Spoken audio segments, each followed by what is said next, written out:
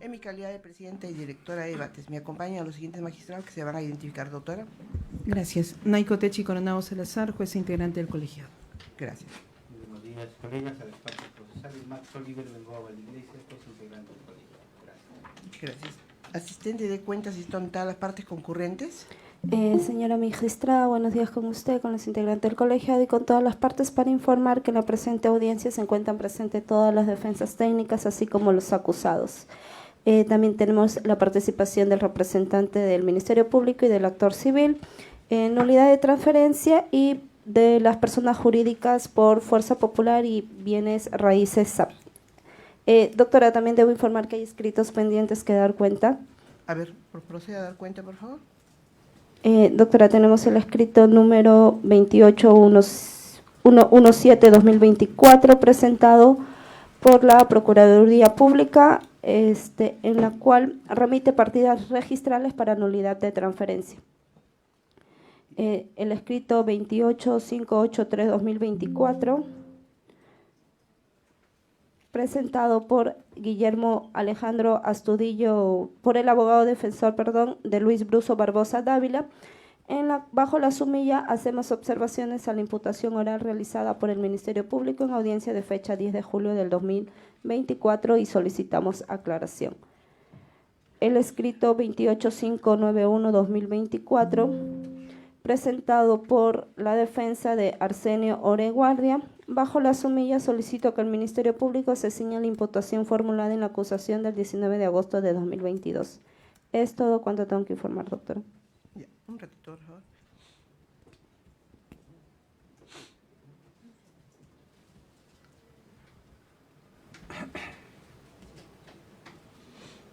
Ya lo están televisando. ¿Qué resolución es la que sigue, por favor? Resolución número 26, Lima, 15 de julio del año 2024. El artículo 361 del Código Procesal Penal señala en inciso tercero: toda petición o cuestión propuesta en audiencia será argumentada oralmente, al igual que la recepción de pruebas y en general toda intervención de quienes participen en la audiencia. Está prohibido dar lectura a escritos presentados con tal fin, salvo de quienes no puedan hablar o no lo supieran hacer en el idioma castellano. En ese contexto, estando al escrito presentado por la Procuraduría Pública, téngase presente. En cuanto al escrito presentado por Barbosa Dávila y por la defensa de Arsenio Oreguardia, formule sus alegatos, haga sus observaciones o lo señala en sus alegatos de inicio, no pudiendo dar respuesta a lo señalado en mérito a la norma ya indicada. Muy bien, vamos a continuar con la presente audiencia, siendo de inicio los alegatos de la defensa de Keiko Sofía Fujimori. Doctora, ¿le escuchamos, por favor? Señora Presidenta, ¿me permite? ¿Quién habla? Sí, doctor, dígame. Sí, doctora, respetuosamente voy a interponer un recurso de reposición contra la decisión que ha tomado. Le pido solamente un minuto para argumentarlo puntual nada más. Sí, le escuchamos. Disculpe, Sí, doctor. doctora. Doctora, un ratito, doctor.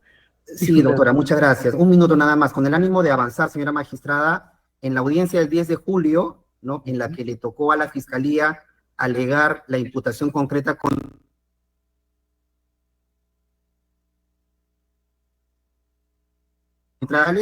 y un error sustancial, los cuales creíamos conveniente pedir en este acto la aclaración, tal como lo autoriza el artículo 371, inciso 2 del Código Procesal Penal, que ha sido interpretado por la Corte Suprema en una casación número 758-2023 del 11 de marzo de 2024, en el que se faculta a los sujetos procesales pedir aclaraciones a través de este colegiado. En vista de que en este caso el error que hemos advertido se ha producido en la audiencia el 10 de julio, ¿no?, y no anteriormente, sino en la audiencia el 10 de julio, y siendo esta la primera oportunidad en la que la defensa tiene la oportunidad para hacer esta observación y superar precisamente este eventual vicio de nulidad, porque entendemos, señora magistrada, que ustedes han tomado nota en la sesión anterior y va a figurar en acta lo que la Fiscalía argumentó en la audiencia el 10 de julio, es que pedimos respetuosamente que estas aclaración, estos errores que se han producido en la sesión del 10 de julio respecto a la imputación del señor Luis Barbosa Dávila sean debidamente observadas y eventualmente se pida a la Fiscalía que se hagan las precisiones del caso para superar el impasse y evitar alguna nulidad que esta defensa obviamente no desea. De Barbosa, allá.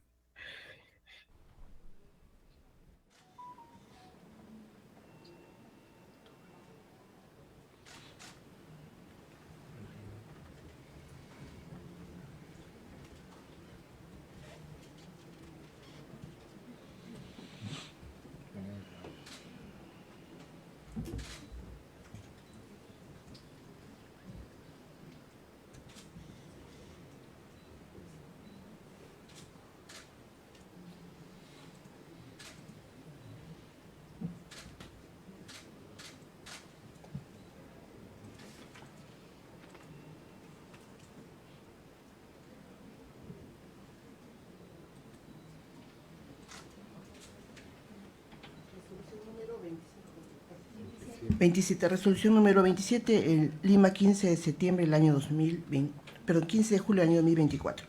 La defensa técnica del abogado defensor del imputado Barbosa Dávila ha interpuesto recurso de reposición de la resolución expedida por este órgano jurisdiccional en cuanto señala que no procede que por escrito se formulen las observaciones. Al respecto, este órgano judicial declara improcedente el pedido de reposición, dado que, conforme ya se ha precisado, este es un proceso oral, en sus alegatos él hará los cuestionamientos que él tenga que hacer sobre la imputación que hubiere efectuado el Ministerio Público. Por tanto, lo remitimos a lo ya precisado en la resolución anterior. Quedan notificados de manera con lo resuelto. Muy bien, doctora Juliana, proceda usted, por favor. Muy buenos días, señora presidenta, señora magistrada, señor magistrado. La justicia no es política, ni la política es justicia. Aunque la señora Keiko Fujimori es una figura política, este caso no trata sobre la política. Este caso trata sobre un caso penal. Y aquí no hay un caso penal. Yo sí seré clara y concisa, y les traigo a ustedes una verdad clara y contundente. La señora Keiko Sofía Fujimori Gucci no ha cometido delito alguno. Señores magistrados, a lo largo de este juicio lo que va a quedar claro y evidenciado no es otra cosa, sino lo siguiente. No existe aquí un hecho de relevancia penal. La Fiscalía no ha sido capaz de presentarle a ustedes un hecho de connotación penal que cumpla cada uno de los elementos del tipo, menos aún les ha traído una fórmula probatoria sólida. Quedará evidenciado también que aquí no hay una teoría jurídica firme, no solo porque no se puede sancionar a nadie por un delito que no estaba previsto como tal, sino porque la Fiscalía no ha podido argumentar y no podrá, al final de este juicio, ¿cómo así sustentar aquellas alegaciones políticas se enmarcan en un caso penal? Y finalmente, lo que se va a evidenciar aquí al final del día no es otra cosa que no existe prueba de cargo irrefutable en contra de mi patrocinada. Es cierto, señores magistrados, vamos a escuchar a 1934 testigos, vamos a analizar y debatir 5.180 documentales, escucharemos todos 24 peritos y todos vamos a analizar los debates periciales, pero desde ya les anticipo algo. Al final de cada uno de ellos, la única conclusión que ustedes van a sacar es que aquí no hay un caso penal. ¿Y por qué les digo esto? Dirán ustedes, si hay tanto bagaje probatorio. Señores magistrados, no se puede probar lo que no existe. Si no hay delito, no hay pruebas de cargo. Una primera cuestión que les quiero pedir, que les ruego tomar atención. No nos distraigamos ni desconcentremos de lo que es este proceso. Este caso es un caso penal. Dejemos de lado la política. Eso no nos sirve aquí. Acá tenemos que escuchar y argumentar cosas jurídicas, porque sobre eso ustedes van a decidir. Así que, señores magistrados, les ruego, les imploro, no permitamos que se desnaturalice el sistema de justicia penal. ¿Cuál es el tema probandum aquí? El tema probandum es un caso penal. La política no sirve. Acá no se está juzgando el señor Alberto Fujimori. Acá se está juzgando a su hija Keiko Sofía Fujimori Gucci por ser líder de un partido político. Sí, esa es la acusación. Ese es su delito, según la Fiscalía. Así que dejemos de lado estas cuestiones. Tampoco estén aprobando, señores magistrados, aquí todo lo referido a los congresistas de la República, a los empresarios nacionales, mucho menos a los supuestos integrantes de los cuellos blancos. Tampoco aquí los medios de comunicación. Así que todo lo que han escuchado de eso no les va a servir a ustedes para tomar una decisión, en este caso penal. Les ruego, seamos firmes y conscientes y respetuosos del marco fáctico de imputación. Estamos seguros, señores magistrados, que al final de estas audiencias la señora Fujimori será absuelta. La verdad es clara y contundente. No hay delito, no hay lavado de activos. Señores magistrados, ¿qué debió probar o qué debió presentarles a ustedes la Fiscalía? ¿Y qué no va a poder probarles? Un supuesto aporte ilícito. ¿Qué se requiere para el lavado de activos? En primer lugar, el aporte ilícito. Aquí no hay ningún aporte ilícito. Por tanto, no se configura el delito de lavado de activos. Aportantes nacionales con dinero lícito, ¿dónde está lo irregular? Odebrecht, no se puede probar lo que no existe. Tampoco hay un delito fuente aquí. Por tanto, no se cumple un elemento normativo del delito de lavado de activos. La Fiscalía no ha sido capaz de presentarles uno a ustedes. ¿Qué sanción reclama entonces? El factor integración como finalidad del lavado de activos. Tampoco nada de eso les ha sustentado el Ministerio Público ante ustedes y nada de eso va a poder probar. Tampoco les ha dicho a ustedes, señores magistrados, que la modalidad de lavado de activos en receptación que está acusando no estaba vigente al momento de los hechos, mucho menos el delito de financiamiento ilegal de partidos políticos. Y a saber, la Constitución prohíbe sancionar a un ciudadano por aquello que no estaba regulado ni sancionado. Finalmente, nada, absolutamente nada les ha dicho y no podrá probar tampoco respecto al supuesto conocimiento, presunción de conocimiento. En cuanto al dolo, no hay absolutamente nada, señores magistrados. ¿Qué entonces van a poder ustedes apreciar al finalizar de este juicio? ¿Qué es lo que ustedes van a advertir con todo este bagaje probatorio? Que no hay delito de lavado de activos. Se habla de un supuesto aporte de Odebrecht. No vendrá ningún ejecutivo, no solo porque están prohibidos de declarar y el Ministerio Público lo sabe por la justicia brasilera, sino porque ninguno de ellos, de lo que se ha visto hasta ahora, señores magistrados, podrá determinar el elemento central. No nos distraigamos en cuestiones ajenas a esto. El elemento central del lavado de activos, una fuente ilícita. No hay nada de eso, absolutamente nada de eso en la construcción del Ministerio Público. Habla de la caja 2 y nadie ha dicho que eso sea ilícito. De hecho, los propios ejecutivos en su momento dijeron y el Ministerio Público lo sabe. No contabilizado no era necesariamente ilícito. Odebrecht 2017. No estoy diciendo que era ilegal. Mameri 2018. No veo ilegalidad o legalidad y no tener registro sobre eso. Mameri 2018. Y el señor Barata 2019. No puedo determinar exactamente cómo se generaba la caja 2. Más allá de ello, señores magistrados, ninguno, nadie podrá determinar ante ustedes que hubo un aporte de Odebrecht o que hubiera ingresado a Fuerza Popular o que hubiera ingresado al patrimonio de mi patrocinada. Nadie podrá decirle que la señora Keiko Fujimori solicitó, agradeció o recibió algún beneficio de esta empresa. Nadie, absolutamente nadie. Y eso va a quedar probado al final del proceso. Por demás, les ha dicho que supuestamente mi patrocinada tendría conocimiento de esto. Insisto, no se puede tener conocimiento de algo que no existió. Pero más allá de ello, y en la propia fórmula del Ministerio Público que aquí presenta, si supuestamente estas personas dicen que no era ilegal, no era ilícito, o que no conocían, ¿cómo así? En la tesis de la Fiscalía, en la tesis del Ministerio Público, los supuestos destinatarios podrían haber tenido conocimiento de esto. Es un imposible jurídico, como se van dando cuenta ya.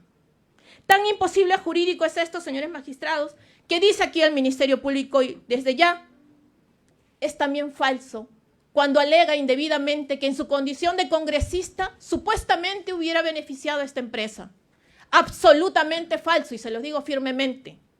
Tan falso es que este informe del 2008 se emitió antes incluso de que existiera el Partido Fuerza Popular, que recién existe desde el 2010 o 2011. ¿Cómo así entonces pudiera haber beneficiado o servido de algo?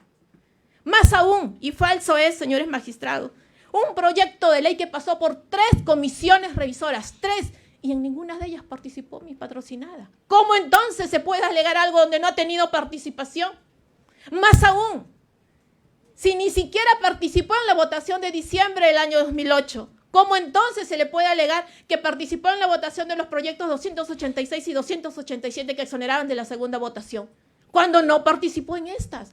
Eso es lo que no les dice el Ministerio Público. Eso es lo que no les han dicho a ustedes. Pero eso es lo que va a quedar acreditado acá, en estas audiencias, sesión tras sesión, que se le está atribuyendo algo que la cual no solamente no participó, sino que no tenía conocimiento alguno. Sin perjuicio de hecho, señores magistrados. Y hay que tener algo muy claro en esto. Mi patrocinada, como cualquier ciudadano común, tomó conocimiento y conoce de estos actos referidos a esta empresa a posterior del 2015 con estas detenciones. Tan es así que incluso el Poder Judicial premió al señor Barata en el año 2013, o lo reconoció, y eso es públicamente conocido también. ¿Puede hablarse, señores magistrados, de lavado de activos de fuente lícita?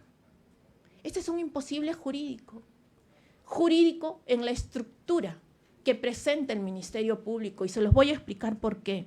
Es cierto, va a venir el señor Romero Pauletti. Es cierto, vendrán los ejecutivos de las empresas correspondientes. Es cierto, hablarán del aporte del señor Rasmus. Pero lo que no les ha dicho la Fiscalía, y que también es cierto, pero sobre todo esa es la gran verdad, es que todos ellos van a declarar, porque esa es la verdad. Y todos los documentos hablarán a través de lo que vamos a exponer en estas audiencias. Y las auditorías también van a hablar. Y los peritajes también van a hablar. No otra cosa, sino que el dinero era de fuente lícita. ¿Cómo entonces se puede lavar aquello que es limpio? Es un imposible jurídico lo que les está presentando a ustedes la acusación.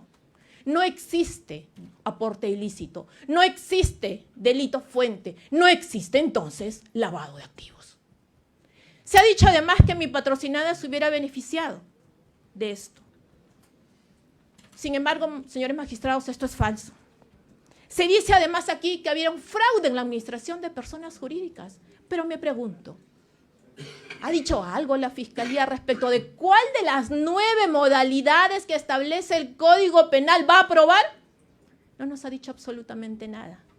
No nos ha dicho absolutamente nada porque nada de eso existe en la construcción. Sin perjuicio de eso, señores magistrados, hay algo muy puntual aquí. Y es que ningún socio, ningún accionista, ningún inversor, nadie aquí de la población civil hubiera siquiera denunciado algún perjuicio patrimonial. No existe, pues, fraude en la administración de personas jurídicas. Y si no hay perjuicio, si no hay aporte ilícito, al contrario, lo que van a ver es que es un aporte lícito. Y si no hay delito fuente, no hay lavado de activos. Se ha dicho, como les anunciaba antes, que mi patrocinada supuestamente se habría beneficiado de estos aportes. Lo que no les ha dicho el Ministerio Público, y ustedes van a advertir aquí, es que los 5 peritos oficiales, ni siquiera de la defensa, peritos oficiales del Ministerio Público han concluido lo siguiente. Primer punto, lo que han concluido es que no hay desbalance patrimonial de mi patrocinada. Segundo punto, que ni un sol de estos supuestos aportes recayó en las arcas de mi patrocinada. El caso Confiep. Les ruego que presten mucha atención al caso Confiep.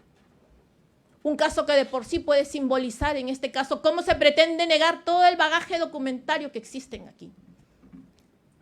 Ustedes van a ver, señores magistrados, y escucharán de voz de cada uno de los integrantes de esta institución que están convocados aquí como testigos. Van a analizar cada una de las documentales que existen. Van a analizar en este caso las auditorías y las pericias que existen.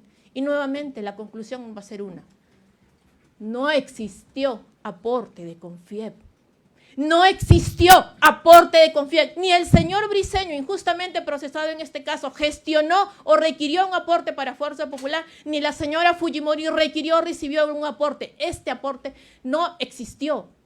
¿Qué se va a aprobar entonces? Lo único que va a quedar claro que aquí lo que existió fue una campaña de libre mercado propia de esta institución, totalmente ajena a Fuerza Popular, pero eso no es lo que dice el Ministerio Público. Eso no es lo que no les dice acá la Fiscalía a ustedes, pero eso es lo que va a quedar probado en este caso. Y eso es lo que ustedes van a escuchar, sesión tras sesión. Sí, van a ser largas, pero van a escuchar a todos los testigos empresarios convocados en este caso que no van a llegar a otra conclusión, sino que en este tipo no existió. Y fuera de ello, pero tan fuera de una estructura jurídico-penal carente de argumento jurídico es la tesis del Ministerio Público en el caso Confiep, que incluso el supuesto delito fuente, el fraude en la administración de personas jurídicas, está archivado. Sí, está archivado. Y sin delito fuente no hay lavado de activos. Confiep, no solo no hay aporte, no hay delito fuente, no hay lavado de activos. ¿Qué caso entonces se está alegando aquí? El caso Calle Quirós, señores magistrados. La primera pregunta que yo les pido tengan en cuenta al momento de los exámenes correspondientes en el caso Calle Quirós. Les ruego, apunten esta pregunta. ¿Hubo un aporte? Desde ya les digo, la conclusión probatoria a la que ustedes van a llegar es que no hubo un aporte. Los $15.000 que hace mención la Fiscalía no son tales. Lo que la Fiscalía no les ha dicho aquí, que va a quedar probado, no es otra cosa que este supuesto aporte nunca ingresó y fue devuelto. En el mismo 2011 hay un cheque en custodia en la notaría y eso no le dice la Fiscalía.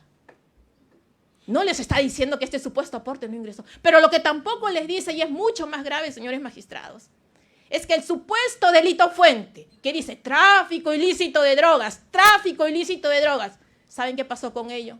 Absuelto el señor Calle Quirós. Nuevamente, así como en Confiep, no hay aporte, no hay delito fuente, no hay lavado de activos. ¿De qué entonces? ¿De qué caso penal estamos hablando aquí? Acá no hay un caso penal, si se van dando cuenta. Y finalmente, sin integración no hay lavado, señores magistrados. Supuestamente, ¿cómo se reintegró esto del circuito? Si bajo la tesis de la Fiscalía, la propia tesis de la Fiscalía, lo que dice es que todo lo aportado se ingresó al gasto del propio partido. Como ven ustedes, les presentan una estructura jurídico-penal totalmente alejada de la realidad. Finalmente, los aportes lícitos. Es cierto, vendrán los señores Wong, es cierto, vendrán varios aportantes empresarios, pero todos les dirán que hicieron sus aportes debidamente registrados. ¿Dónde está lo ilícito? Una vez más, no hay pues aquí un caso de lavado de activos. Pero no solamente no existe un caso de lavado de activos. Se darán cuenta ustedes, señor magistrados, a través de todas estas sesiones, que tampoco hay un delito de obstrucción a la justicia. Sin perjuicio de que esto fue cuestionado desde un inicio, porque bajo la tesis del Ministerio Público, siendo supuestamente el mismo agraviado, no debió ser el encargado de llevar esta investigación. Lo cierto es que aquí no ha existido injerencia en la investigación. Aquí no ha habido alguien externo que pudiera dirigir la investigación. Aquí no ha habido alguien externo que dijera qué preguntar o cómo preguntar. No. De parte de Fuerza Popular y de la señora Fujimori, jamás lo ha habido. ¿Qué es lo que debió haber probado? ¿O qué es lo que debe probar la Fiscalía en este juicio? Y no lo podrá hacer porque ni siquiera lo ha argumentado. 4 elementos básicos demanda el legislador para la construcción de la obstrucción de la justicia. El uso de la fuerza física, la amenaza, la concesión o el ofrecimiento de un beneficio indebido. ¿En dónde están estos? Nada de eso le dice a ustedes del Ministerio Público. No existe aquí uso de la fuerza física, no existe aquí la amenaza, menos existe el ofrecimiento de un beneficio indebido. Nada de eso les dice aquí el Ministerio Público. ¿Y saben por qué, señores magistrados? Porque nada de eso va a poder probar y les ruego presten mucha atención a esto. No va a haber quien diga aquí que fue amenazado para declarar lo contrario. No va a haber aquí alguien que diga que mi patrocinado usó la fuerza física. De hecho, ni siquiera está en la fórmula, porque no existe tal cuestión. Tampoco existe aquí la falsa declaración en procedimiento administrativo. Así es. El Ministerio Público hasta estas alturas no ha sido capaz de establecer algún proceso, un acto litigioso en controversia con el OMPE. ¿Cómo entonces va a poder construir una falsa declaración en procedimiento administrativo? Tampoco existe aquí una falsedad genérica. ¿En dónde está el supuesto perjuicio económico que demanda el tipo penal? ¿En dónde está si el Ministerio Público ni siquiera lo alega, menos aún lo va a poder probar? Como ven, se darán ustedes cuentas al cierre de este juicio que no solo no hay lavado de activos, no hay fraude en omisión de personas jurídicas, no hay falsa declaración en procedimiento administrativo, no hay obstrucción a la justicia, no hay falsa declaración genérica. y tampoco hay organización criminal. La tesis que presenta el Ministerio Público en cuanto a la organización criminal carece de una construcción jurídica válida. No presenta los elementos que deben de ser concurrentes para la construcción de este tipo. No hay aquí. Hay una ausencia del elemento funcional, del elemento teleológico, del elemento estructural, de incluso del elemento personal. A la señora Fujimori se dice que es líder de una organización criminal por el solo hecho de ser líder de un partido político. Y como ustedes saben y todos sabemos, el título preliminar del Código Penal proscribe la responsabilidad objetiva. Pero esa es la tesis del Ministerio Público. Y con eso pretenden sancionarla. Y eso no es posible. Para la construcción de una organización criminal, señores magistrados, no basta enumerar una pluralidad, un sinnúmero de personas. Se requiere que se establezcan las funciones, los roles de cada uno de ellas. La finalidad, que además debe ser una finalidad delictiva. Y que además estos se enmarquen en la ley 30.077. Pero nada de eso les dice el Ministerio Público aquí. Nada de eso va a poder probar aquí porque nada de eso existe. Y lo que no existe no se puede probar. Pero también en este caso falta el elemento teleológico, señores magistrados. Según la Fiscalía, esta supuesta organización criminal serviría para cometer delitos de obstrucción a la justicia, falsa declaración en procedimiento administrativo y falsedad genérica. Y la pregunta es, ¿estos delitos están enmarcados como tales dentro de la ley 30.077? Claro que no. No deformemos, no permitamos que se deforme el sistema de justicia penal. Esto está prohibido. Y en cuanto al delito de lavado de activos, ya lo hemos dicho, no solamente no hay aporte ilícito, no solamente va a quedar evidenciado aquí que hay una fuente ilícita, no solamente va a quedar evidenciado aquí que no hay un delito fuente, sino que no hay lavado de activos. Señores magistrados, carece también aquí de algo básico, el elemento funcional que demanda este delito de organización criminal. La Fiscalía se limita ante ustedes a presentarle un organigrama. Sin embargo, esto no es suficiente, señores magistrados. Tendría que haber establecido un plan criminal, en concreto y propio, con determinación de roles. ¿En dónde está eso? Y eso va en contra. Presentar un simple organigrama va en contra de lo que establece, en este caso, y ustedes lo saben, el Acuerdo Plenario 1 de 2017, Fundamento 39. Pero nada de eso va a probarles, porque nada de eso existe. Finalmente, el elemento estructural. Señores magistrados, y aquí es algo muy puntual. La Fiscalía habla de una jerarquía vertical de tipología mixta. Y la pregunta es, ¿el ser líder de un partido político es suficiente acaso para darlo por válido? Evidentemente que no. Pero eso es lo único que presenta aquí la Fiscalía. Y como ustedes saben, la proscripción, la responsabilidad objetiva está proscrita. La jerarquía estándar en esta estructura vertical estricta establece, exige que tenga que darse de manera alguna una clara cadena de mando de una asignación eficaz y eficiente de roles y funciones. Que ahí donde el líder dice algo, ordena algo, todos los subordinados la acaten. Y eso no se va a quedar probado aquí. ¿Saben por qué? Porque es cierto, vendrán hasta ustedes diversos parlamentarios y exparlamentarios. Es cierto eso. Pero lo que ustedes van a darse cuenta después de cada una de estas declaraciones no va a ser otra cosa que si bien mi patrocinada emitía sus opiniones respecto a estos aspectos, muchas veces, muchísimas veces, eran en contra, incluso estos propios parlamentarios no asumían tal posición, no hacían caso de estas oposiciones. Como ven, entonces, hay un imposible jurídico. ¿Cómo así entonces aquí esta supuesta subordinación y control obligatorio existe? No se da. La propia tesis del Ministerio Público lo configura de esa manera. Es un imposible jurídico entonces la construcción de la organización criminal que le trae a consideración. Se dice además, como ejemplo de esta cuestión, y ustedes se van a dar cuenta, señores magistrados, que mi patrocinada benefició, dice aquí, o se opuso, dice, fervientemente a la ley de alimentación saludable. Se los digo firmemente, es absolutamente falso. Tan falso es que hubieron hasta 3 proyectos de ley presentados por Fuerza 2011 que, a contrario de lo que dice el Ministerio Público, les ha dicho a ustedes aquí, más bien motivaban estas leyes de los rótulos que hoy en día todos conocemos. ¿Dónde está entonces lo ilegal?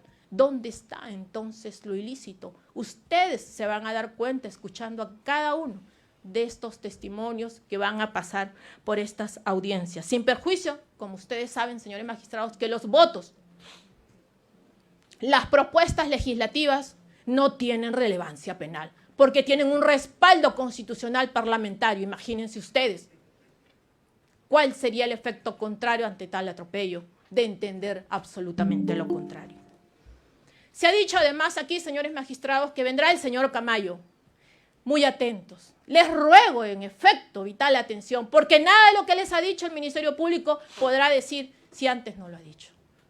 No hay nada de ilícito ni irregular. Se dice además que el señor César Inostroza Pariachi, basta ya de cosas que no tienen que ver con este caso. Nada de irregular ni ilegal. El Ministerio Público no ha podido sustentar en absoluto nada. Si en su momento eso sirvió para poner las tribunas aquí en este caso, ahora en el plenario, frente a ustedes, ustedes se darán cuenta que no existe nada de irregular, ni ilícito, ni indebido.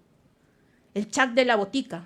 El chat de la botica. Sí, después de tanto tiempo vuelven a hablar del chat de la botica. Pero lo que no les dice la Fiscalía, señores magistrados, es que desde enero del 2019, la Sala Penal Nacional estableció que era totalmente inocuo, carente de relevancia penal, que no constituye un elemento de convicción propio para la organización criminal. ¿Y por qué seguimos hablando del chat de la botica? ¿Cuál es el factor de relevancia penal? ¿Cuál es la prueba del chat de la botica para que lleven a prisión por organización criminal? En absoluto, como ven ustedes. Hablemos del título de imputación, señores magistrados. Se le establece una autoridad mediata en aparatos organizados de poder. Ser presidenta de un partido político, señores magistrados, no se puede equiparar a un poder de mando. El Ministerio Público no podrá acreditar todo lo contrario porque nada de eso existe. Tampoco en este caso, señor magistrado, Fuerza Popular no se ha desvinculado del ordenamiento jurídico. Las acciones que le reprochan al partido y que le reprochan a mi patrocinado son cuestiones políticas. Si no se está conforme con estos aspectos políticos, discutámoslos en el escenario político, pero no aquí. No aquí en un tribunal de justicia penal, porque eso no es debido, porque eso no es permitido, porque eso no es correcto. No desnaturalicemos, como les dije al inicio, este debate jurídico. Tampoco la Fiscalía aquí ha comprobado la fungibilidad de los supuestos ejecutores. No de eso les ha dicho. No les ha establecido a ustedes de que existiría un sistema automático de reemplazo de estos ejecutores. ¿Dónde está esto? Es fácil decir, hay una organización criminal porque aquí está el organigrama. No, la ley es clara, la ley establece que hay que cumplir 5 elementos normativos de este tipo. Pero nada de eso existe aquí, nada de eso se podrá probar, porque nada de eso existe. Si no hay delito, no hay pruebas, no se puede probar lo que no existe. Y no hay un caso penal. Se dice además, y esto sí es sumamente grave, que mi patrocinada sería autora mediata y autora directa. Es decir, señores magistrados, la autoría mediata, como ustedes bien saben, tiene que ver con esta persona que solamente da órdenes de atrás para que sus subordinados los lleven a cabo. Pero para sorpresa, el Ministerio Público también le dice que es autora directa del lavado de activos. Es decir, Keiko Fujimori, autora mediata, se ordenó a sí mismo Keiko Fujimori para que realice otro delito. ¿Es eso posible jurídicamente? Eso es una construcción inviable jurídicamente. No existe tal posibilidad. No desnaturalicemos entonces el sistema de justicia penal. Finalmente, ni nuevamente, el Ministerio Público nos cambió la acusación. 23, sí, 23, aunque parezca sorprendente, es el número de requerimientos fiscales en este caso. Y el último lo realizó en su alegato de apertura. Ha vuelto a acusar al señor Eric Mato Monge. 3 veces lo mencionó el acusado Eric Mato Monge. Desde diciembre del año 2023 se retiró la acusación al señor Eric Mato Monge. Ruego a ustedes una sana precisión al respecto.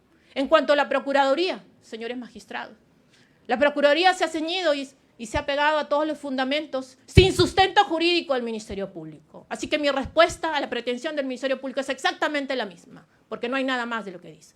Llama mi atención, sí, desde luego, que haga referencia a un atentado contra el orden económico, a que en este caso se ha avanzado, se ha querido alcanzar el poder político a través de las curules. ¿Cuál es el sustento probatorio de esto? ¿Cuál es el nexo causal de esto? Nada de eso nos dice en este caso. Señores magistrados, para terminar, quiero hacerles una pregunta a todos los que están viendo este proceso, a ustedes. Una sola pregunta. ¿En dónde está el lavado de activos? Cuando el fiscal hace referencia al legado histórico del señor Alberto Fujimori, les pregunto, ¿dónde está el lavado de activos? Cuando la fiscalía dice que vendrán aportantes nacionales a declarar fuente lícita, les pregunto, ¿dónde está el lavado de activos? Este juicio pasará a la historia nacional, no solamente por las arbitrariedades que se han dado, sino por una cuestión muy simple. La acusación se va a derrumbar con una sola pregunta. ¿Dónde está el lavado de activos? A nombre de la señora Keiko Sofía Fujimori Gucci, señores magistrados, solo le pido una cosa. La venimos reclamando desde hace mucho tiempo. Justicia. Justicia es lo único que pedimos. Ustedes van a decidir entre la teoría política de la Fiscalía o la teoría jurídica de la defensa. Ustedes deciden. Muchas gracias. Gracias. Vamos a continuar con el doctor Abanto. ¿Le escuchamos, por favor? Nos dice defensa de quién es, doctor. Jaime Yoshiyama Tanaka, su señoría. Sus señorías, no es un secreto que el proceso judicial y particularmente el proceso penal emula al proceso científico o al método científico. En el curso de una investigación para poder llegar hasta un juicio oral, tenemos que cumplir con los pasos de observación de un fenómeno, formulación de una hipótesis, experimentación, emisión de conclusiones y su publicación y comparación. Cuando llegamos a este último paso, que es la publicación y comparación, se da la oportunidad de ejecutar lo que Karl Popper en su trabajo sobre metodología científica llamó la falsación. Es el momento en que presentamos todos los argumentos que falsean la tesis levantada por el investigador a fin de definir si es cierta, si es válida o es inválida.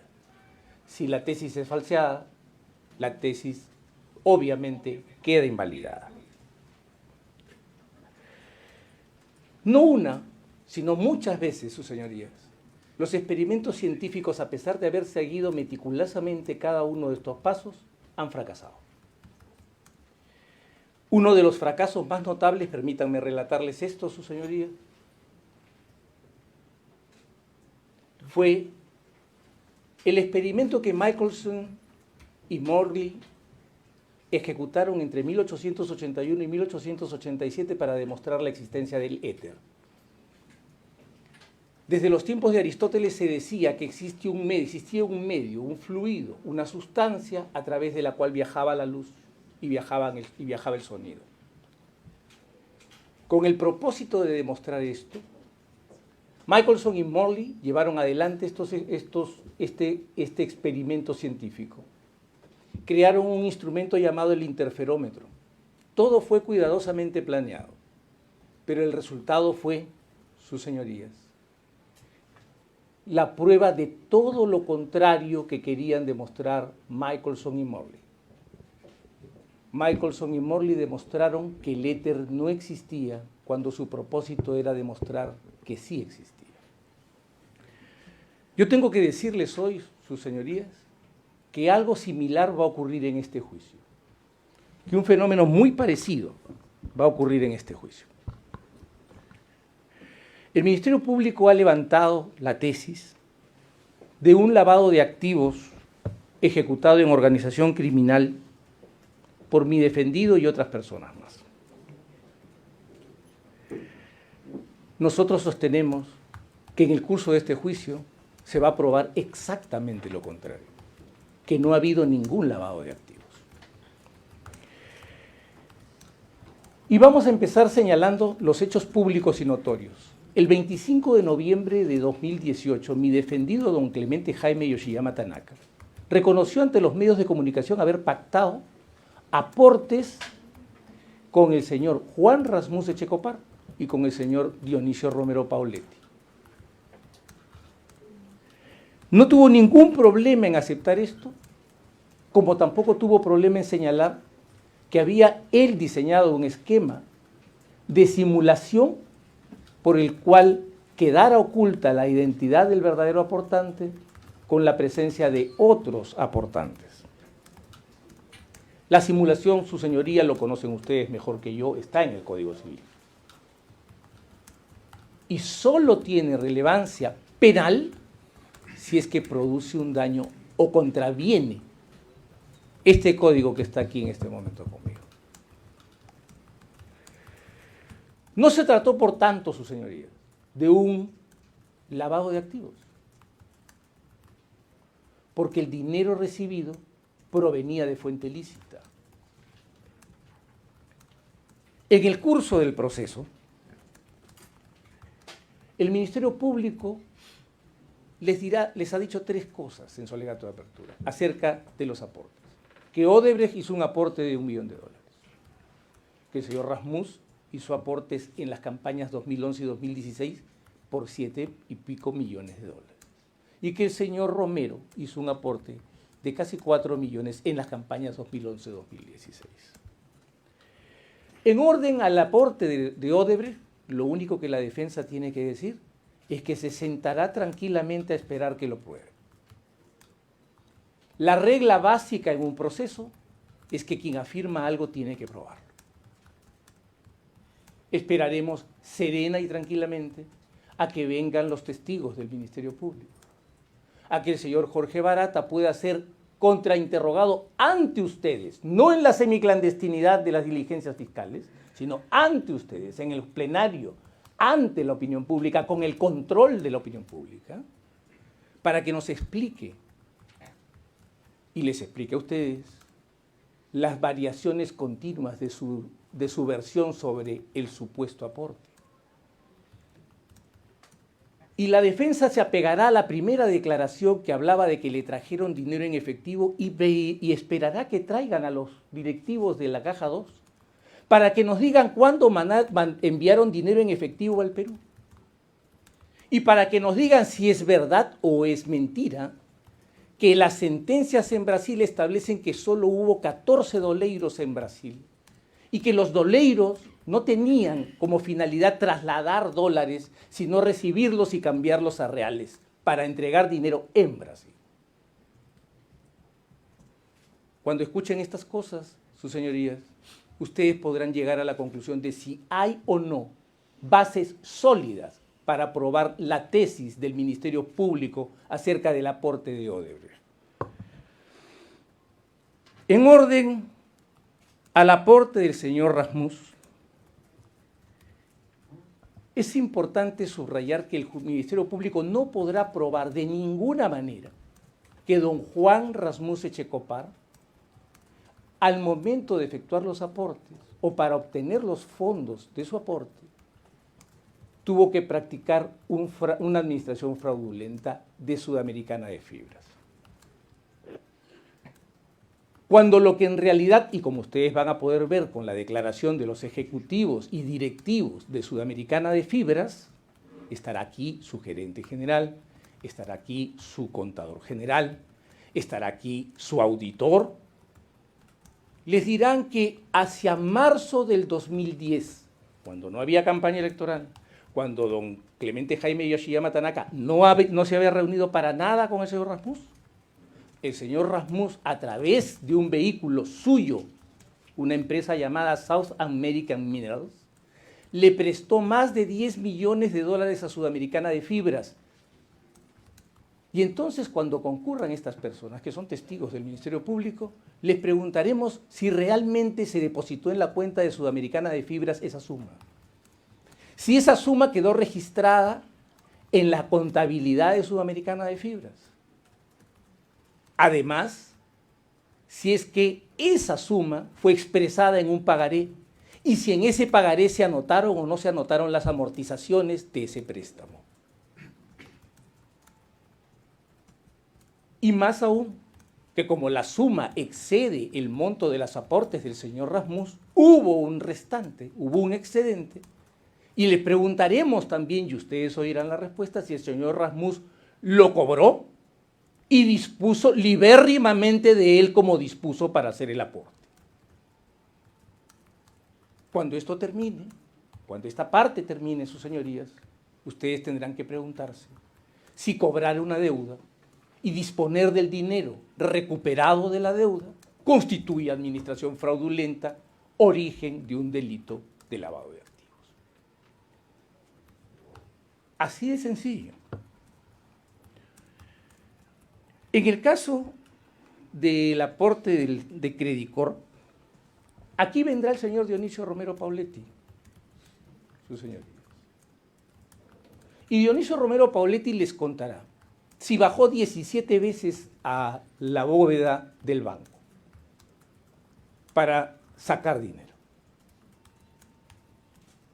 En segundo lugar, les dirá si BCP y Credicorp son lo mismo. Y les explicará si el aporte fue de Credicorp o no. Y si el aporte fue de Credicorp, le preguntaremos si las infracciones en la operación bancaria hacían de su dinero un dinero de origen ilícito.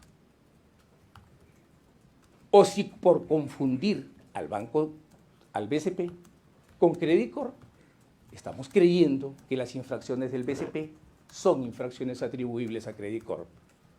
Credicorp es el cliente del banco, BCP es el banco.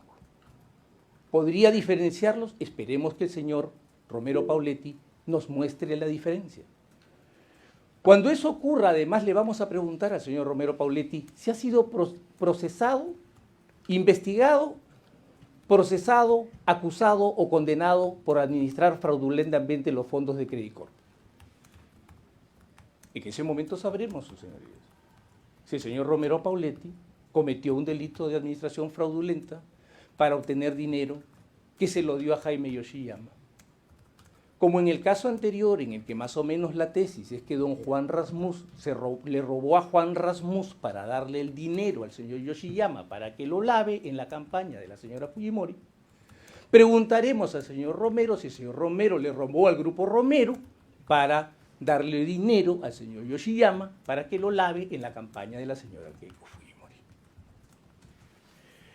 Sobre el aporte de Santiago Calle Quirós, estruendoso cargo de dinero de origen ilícito, cuando llegue el momento de leer los documentos, ustedes podrán ver la disposición fiscal de archivo de la investigación por tráfico de drogas contra el señor Calle Quirós, la disposición que declara consentida la decisión y las cartas enviadas por el gobierno de los Estados Unidos comunicando el retiro del señor Calle Quirós de la lista mandada por la ley Kingpin.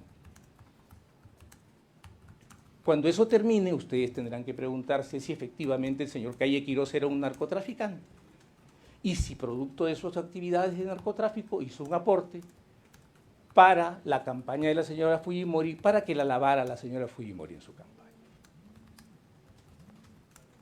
Como ustedes podrán ver, sus señorías, para que haya obstrucción a la justicia se requiere que haya delito.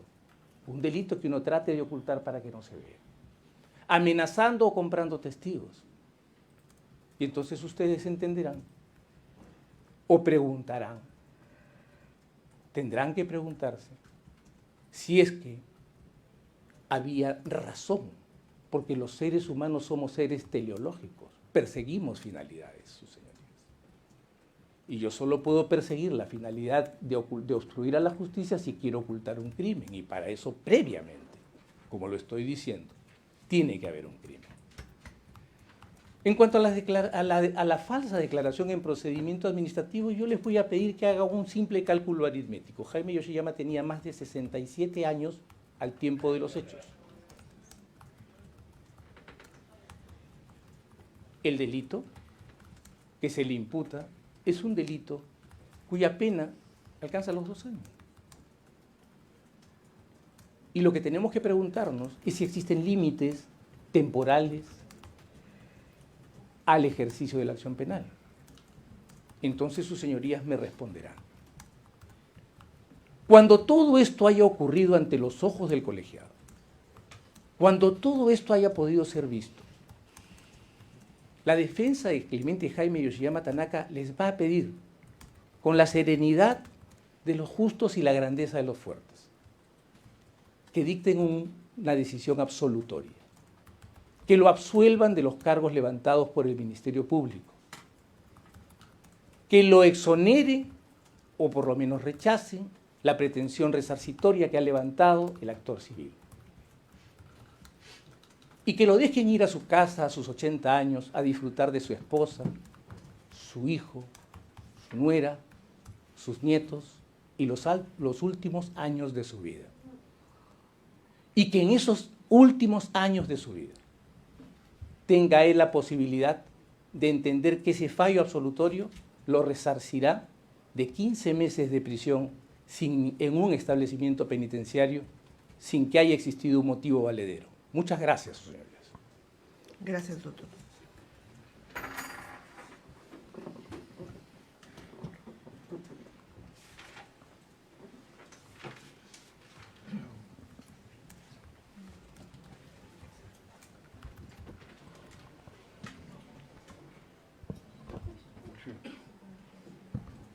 Doctor del Río, ¿le escuchamos? Nos dice el nombre de su patrocinado. Con la venia, señor presidente, señores jueces, abogado José Klimper, Gonzalo del Río Lagarte. Yo lo primero que quisiera decir es que independientemente de lo que pueda o no pueda aprobar el fiscal en este juicio oral, lo que no va a poder hacer es regresar en el tiempo. La máquina del tiempo no existe. El fiscal, durante su alocución y durante su alegato de apertura, ha establecido, como mucho, abundante prueba de un delito de financiamiento ilegal de partido que en el 2011 no existía y en el 2016 tampoco. 1000 toneladas de pruebas sobre un hecho atípico siguen siendo 1000 toneladas de pruebas sobre un hecho atípico. Un hecho atípico no justifica jamás una condena. El caso del señor Klimper además es particular porque la relación con la cúpula es una relación que no se construye, que no se justifique, que no se demuestra.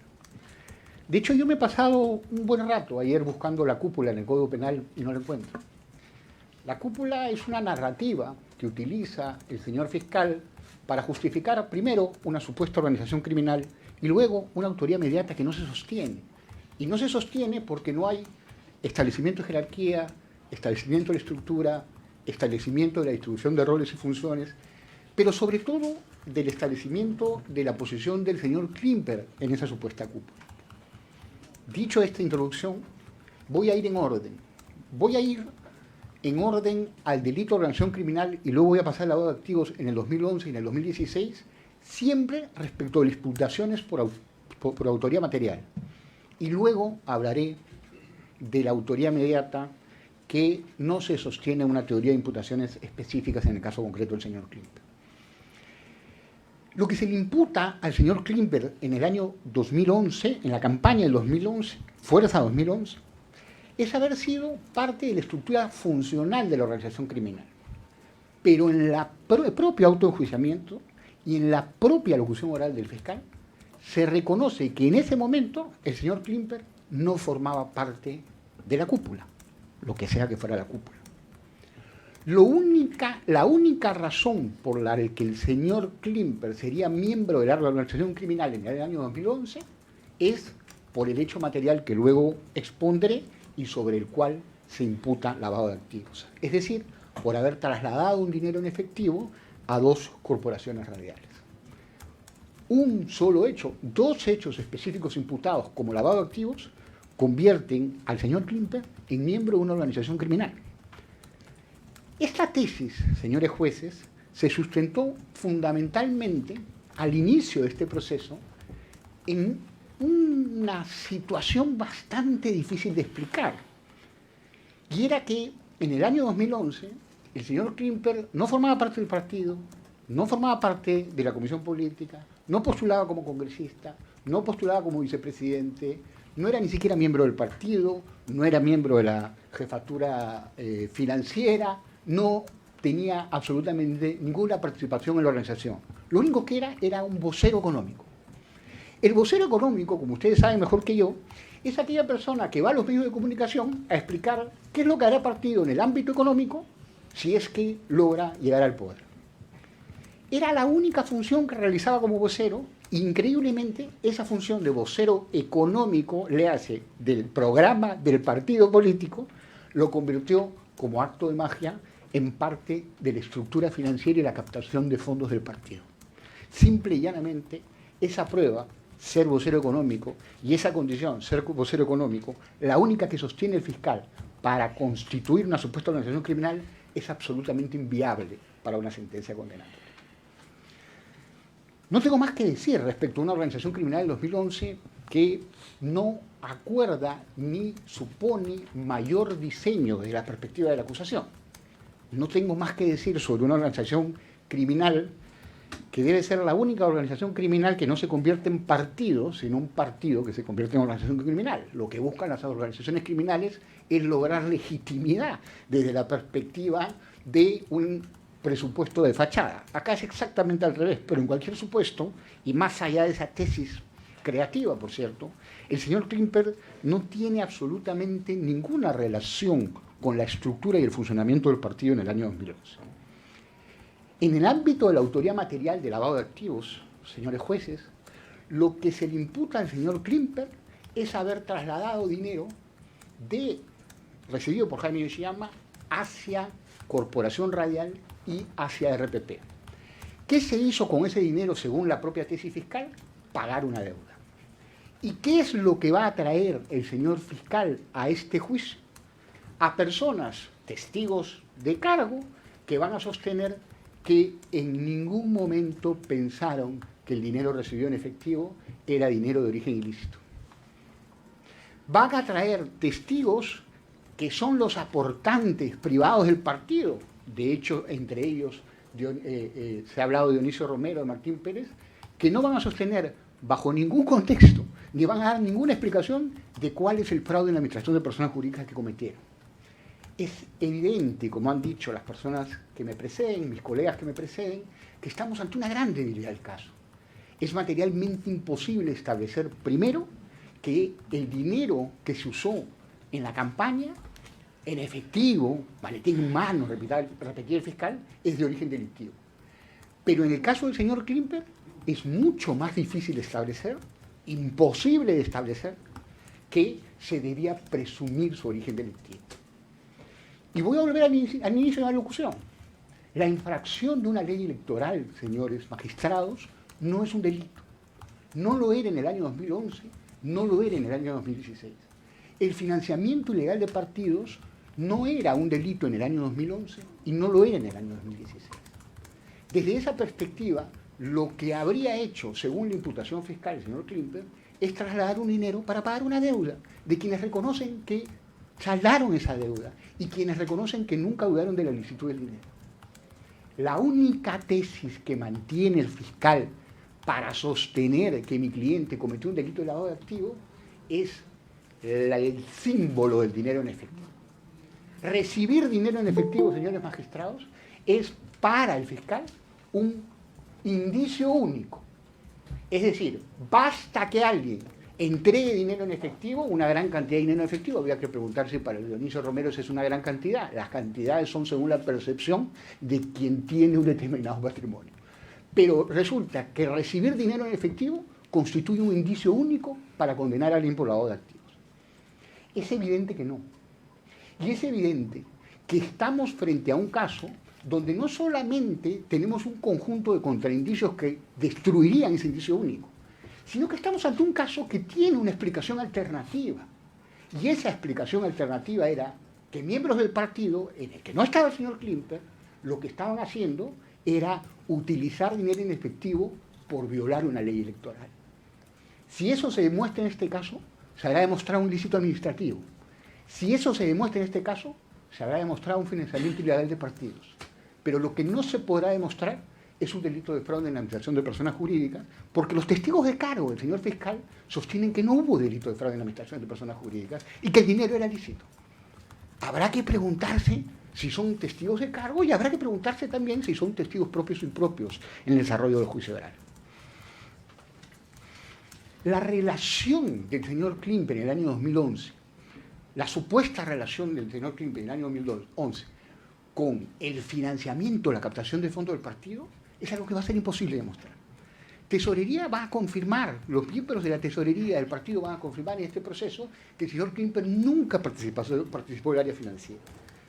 El señor Klimper nunca tuvo conocimiento, si es que acaso ocurrió, acerca de Odebrecht. El señor Klimper era enemigo de Odebrecht por un artículo publicado en la prensa contra Odebrecht. Por lo tanto, era materialmente imposible que alguien le dijera al señor Klimper que se había captado fondos de Odebrecht, si es que eso ocurrió.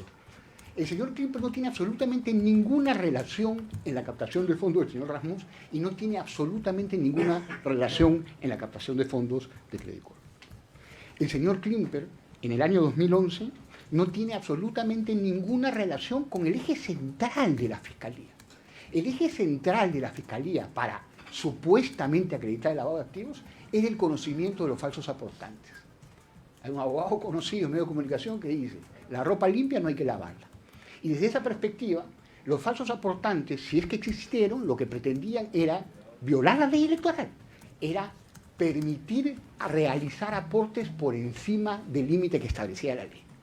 Pero el dato fundamental para el señor fiscal es que el conocimiento de la existencia de los falsos aportantes convierte a las personas imputadas, acusadas en este caso, en personas que conocían del modelo o el modo con el que se pretendía lavar el dinero.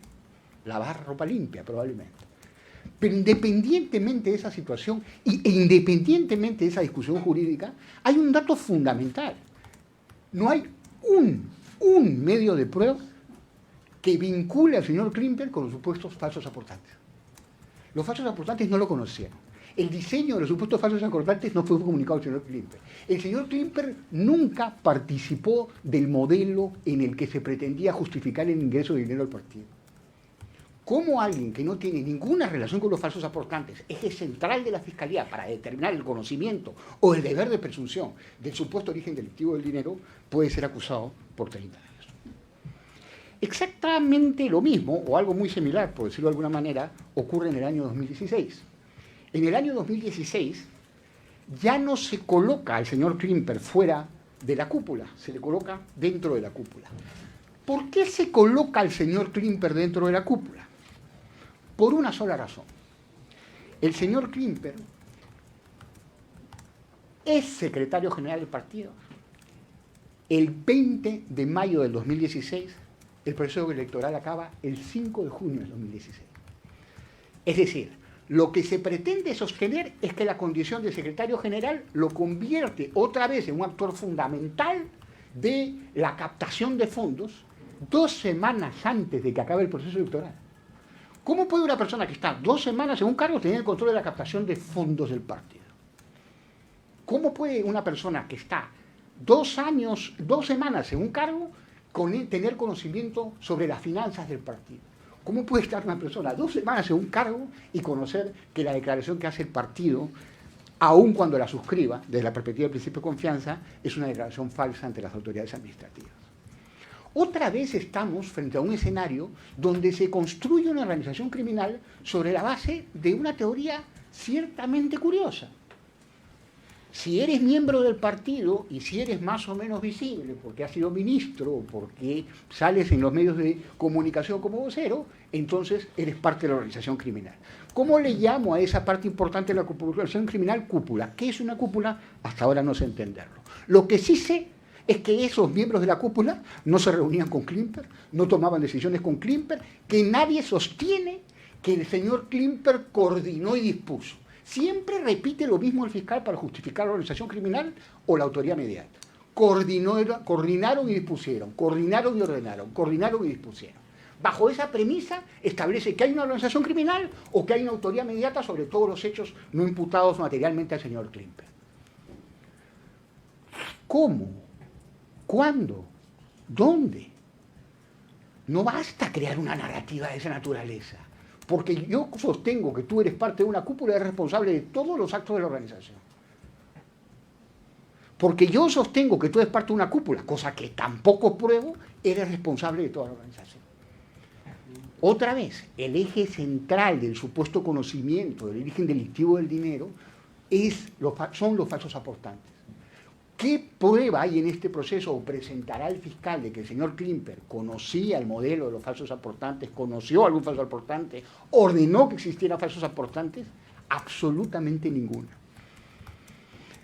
Pero en el caso puntual del señor Klimper de 2016 ya no se le imputa un traslado de dinero, se le imputa haber recibido del señor Dionisio Romero por parte de una compañía que no es Credit Corp, es Inversiones Piuranas, un dinero para la campaña.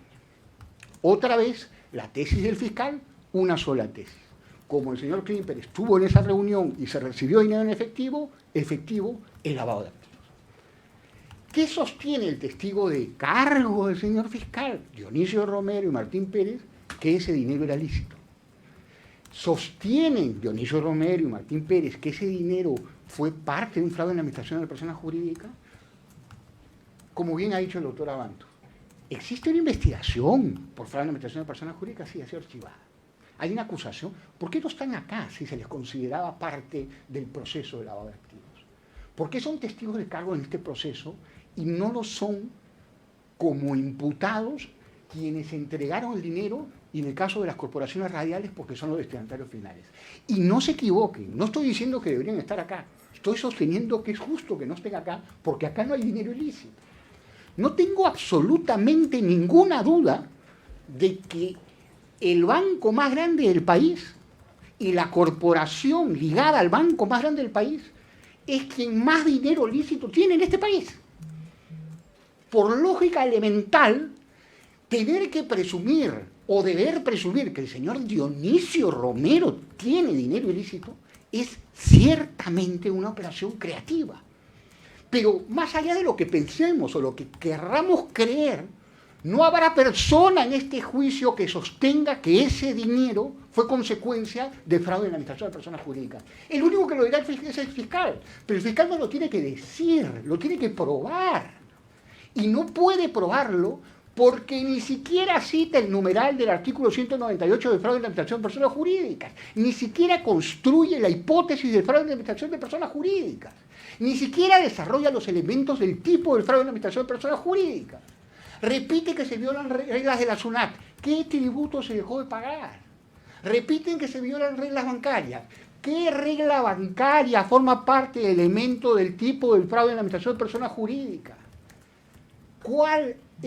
¿Ante qué tribunal estamos? ¿Ante uno administrativo que tiene que revisar una ley electoral o ante uno penal que tiene que revisar una infracción a la ley penal? ¿Puede el fiscal establecer que la recepción por parte del señor Dionisio Romero, quien sostiene y sostendrá en este juicio oral que era dinero de una empresa familiar y que toda la familia estaba de acuerdo con el aporte, puede sostener que el señor Klimper debía presumir que ese dinero era ilícito? Las razones expuestas por los propios testigos de cargo, permítame las comillas, son seguridad, que no querían aparecer y que querían evitar las represalias en caso de ganar al candidato opositor. Es la historia de los aportantes, personas jurídicas, empresas privadas. Podemos estar de acuerdo o no con eso. Puede existir un reproche social, yo lo reprocho, pero el reproche que discutimos acá es un reproche de naturaleza penal. Y lo que tenemos que establecer, y el fiscal no está en capacidad de establecer, es que existió un delito de fraude en la administración de personas jurídicas. Porque aquel que consiente hacer con su patrimonio lo que considera es un acto beneficioso para su compañía, no comete delito de fraude en la administración de personas jurídicas. Inversiones Piuranas, que es lo que se le imputa al señor Klimper, es una empresa familiar. Es una empresa donde es perfectamente posible hacer una consolidación de dividendos como se hizo en el ámbito de la Ley General de Sociedades. Y allí donde una empresa familiar, todos están de acuerdo en realizar un aporte, cual fuere el aporte, no hay fraude en la administración de personas jurídicas, porque esta no es una empresa pública, como lo es, por ejemplo, Predicor, público entendido desde la perspectiva de que cotiza en bolsa, desde luego. Acabo con la autoridad inmediata y voy a hacer... tengo 2 puntos adicionales. El penúltimo es la autoridad inmediata. Con la autoridad inmediata no tengo mayores elementos que decirles que no entiendo muy bien la imputación. Y a pesar, decía el señor fiscal que nosotros habíamos realizado defensa ineficaz, yo le aseguro que no lo hicimos, le aseguro que lo peleamos. Pero hay jueces de la investigación preparatoria que realizan su función y que no la realizan. A ver, la autoridad inmediata en este caso es una suerte de juego de las sillas.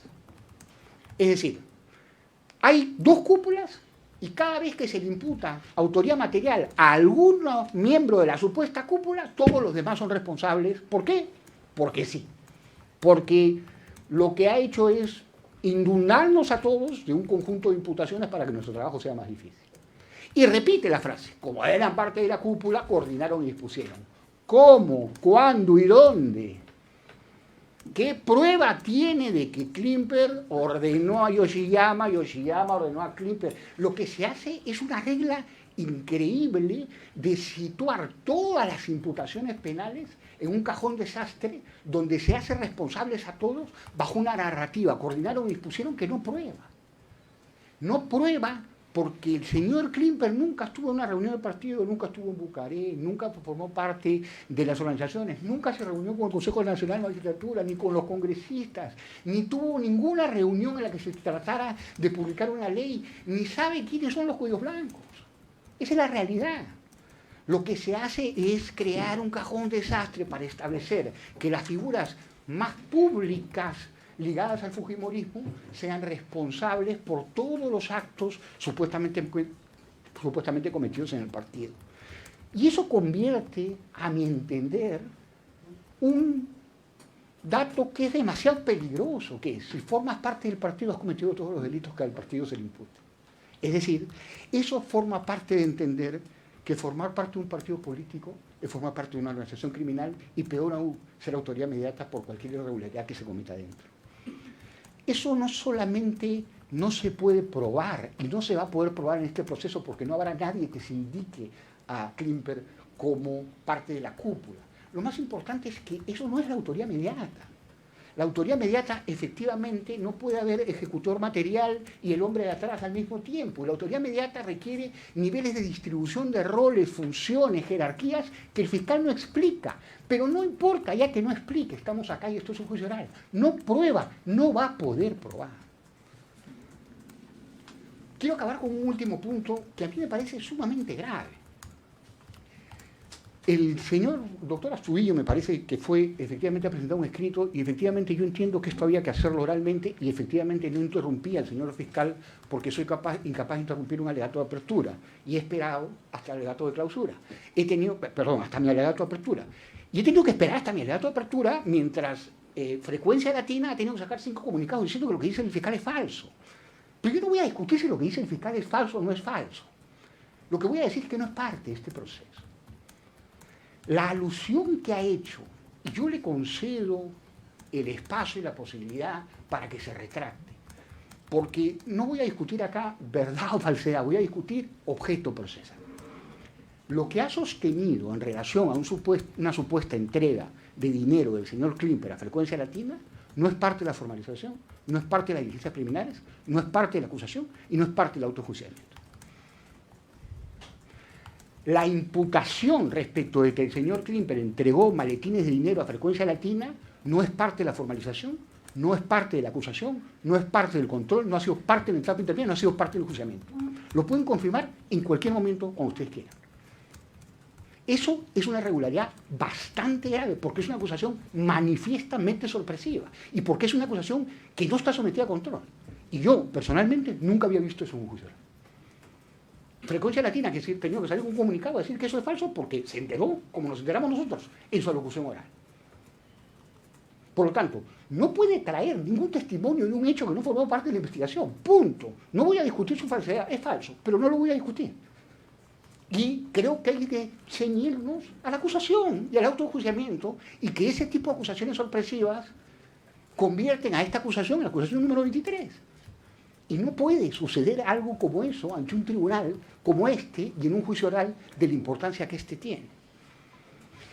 El proceso penal, el juicio oral que nos sucede, donde vamos a batallar, puede acumular pruebas de un financiamiento ilegal de partidos. El señor Klimper nunca tuvo nada que ver con el financiamiento ilegal. Pero lo mucho que podrá probar, si es que lo prueba, es que existió una violación a la ley electoral. Y yo pediré al final de ese juicio oral que se mantenga la postura que este tribunal y todos los tribunales de este país defienden, que la ley penal no se aplica retroactivamente y que el financiamiento ilegal de partidos no era delito en el año 2011 y en el año 2016. Por lo tanto, acabo como empiezo. El fiscal podrá tener 1000 toneladas de pruebas de un hecho atípico en el 2011 y 2016. El fiscal podrá probar falsos aportantes que nunca conocieron al señor Klimt. Pero lo que no podrá probar el fiscal, lo que no podrá hacer el fiscal, es retroceder en el tiempo. No podrá viajar al año 2011 a crear un financiamiento ilegal de partidos, un delito de financiamiento ilegal de partidos que en el 2011 y en el 2016 no existía. Lo que hace es forzar la figura en el supuesto fraude de administración de personas jurídicas que tampoco está en capacidad de probar, porque sus testigos de cargo nunca reconocen que el dinero que aportaron lo aportaron de la perspectiva de un origen delictivo. Lo único que tiene es que supuestamente se entregó dinero en efectivo. Si el dinero en efectivo fuera un indicio único y fuera razón suficiente para condenar de la perspectiva de lavado de activos, entonces eso sería no solo no comprender la ley penal, sino no comprender que estamos frente a un caso donde existía una gran razón para que aportantes presentaran dinero en efectivo en el partido y aportaran. Razones que han expresado, razones que siguen expresando. Los testigos supuestamente de cargo que presentará el fiscal son desde la perspectiva del origen delictivo o supuesto origen delictivo del dinero y desde la perspectiva del deber de presunción del origen delictivo del dinero, testigos de descargo del señor Klimt. Porque lo que se sostendrán es que el dinero que recibieron era lícito. Porque lo que sostendrán es que el dinero que entregaron era lícito. Y porque justificarán las razones de por qué entregaron ese dinero en efectivo, y esa única razón será violar una ley electoral. Este es un juzgado colegiado encargado de sancionar infracciones a la ley electoral. Este es un juzgado colegiado encargado de sancionar infracciones a la ley administrativa, o este es un juzgado colegiado encargado de sancionar infracciones a la ley penal. Jura no vicuria, yo sé que ustedes saben la respuesta, y esa es la respuesta por la que pediré la absolución de mi defendido cuando corresponda. Muchas gracias. Gracias, doctor. Vamos a escuchar al doctor Percy García Cabero. Doctor, escuchamos.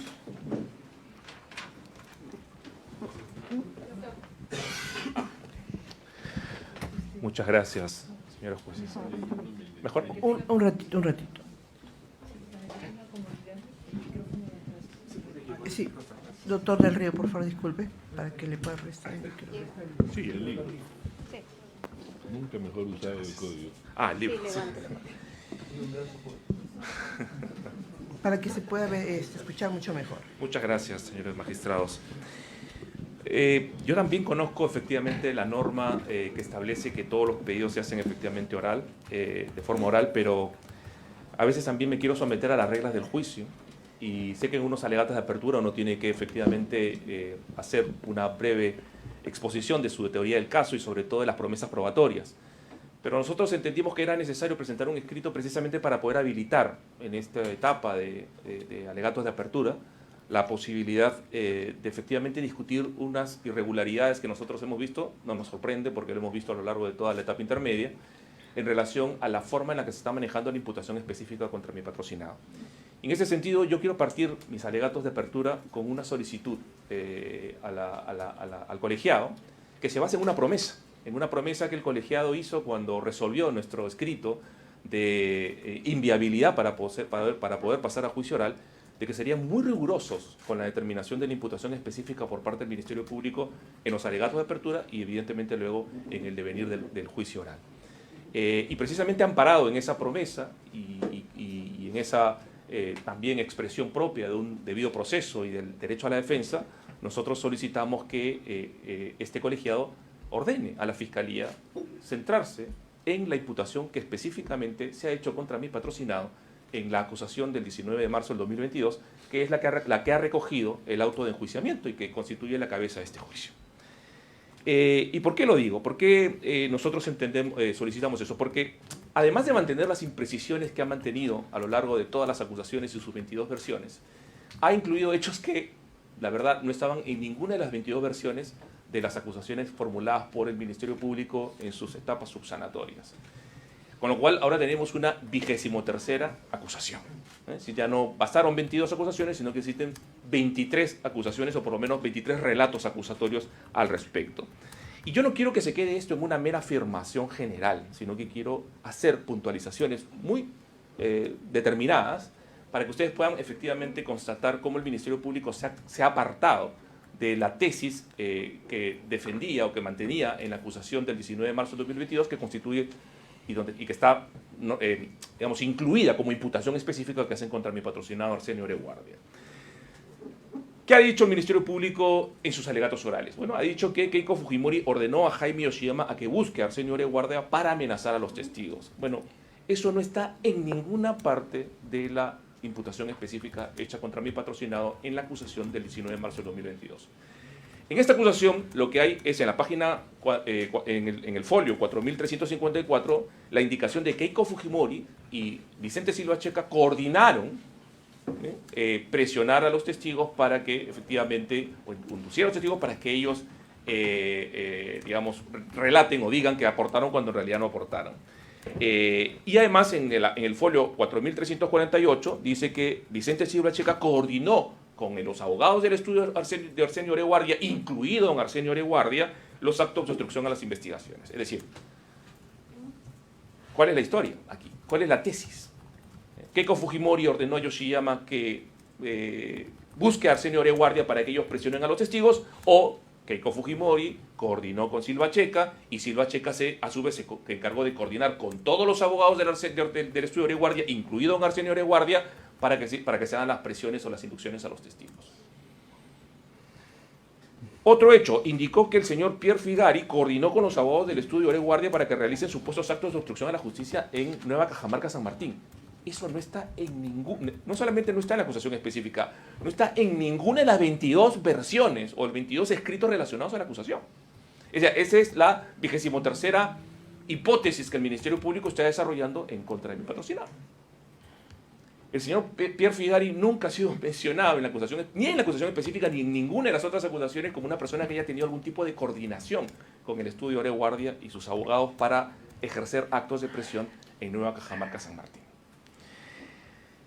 En sus alegatos de apertura, ha dicho el señor fiscal que Arsenio Oreguardia instruyó a sus abogados para que obstruyan a las investigaciones, pero en su acusación, en la acusación y en la imputación específica de la acusación del 19 de marzo de 2022, no establece ningún tipo de indicación sobre una labor de instrucción o de orden realizado por mi patrocinado en relación a los abogados que componen su estudio, que dicho sea paso son 2 y no 6 como lo pretende el Ministerio Público.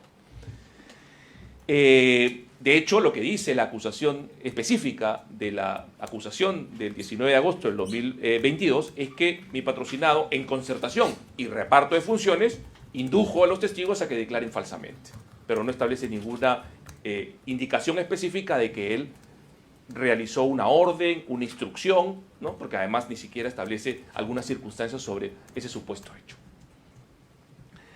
¿Qué más ha dicho en sus alegatos orales el señor? Bueno, que efectivamente se ha hecho instrucciones a los testigos, inducciones a los testigos en las declaraciones que estos prestaron en la zona de Nueva Cajamarca, San Martín, cuando eso fue objeto de control de la investigación, de control de la acusación a nivel de etapa de control, y efectivamente en la acusación, que supuestamente es la recogida por el auto de enjuiciamiento, se excluye expresamente como precisión de la misma Fiscalía los casos referidos a inducciones a testigos en San Martín, Nueva Cajamarca. Es decir, está reintroduciendo en sus alegatos orales algo que en etapa de control de acusación fue descartado.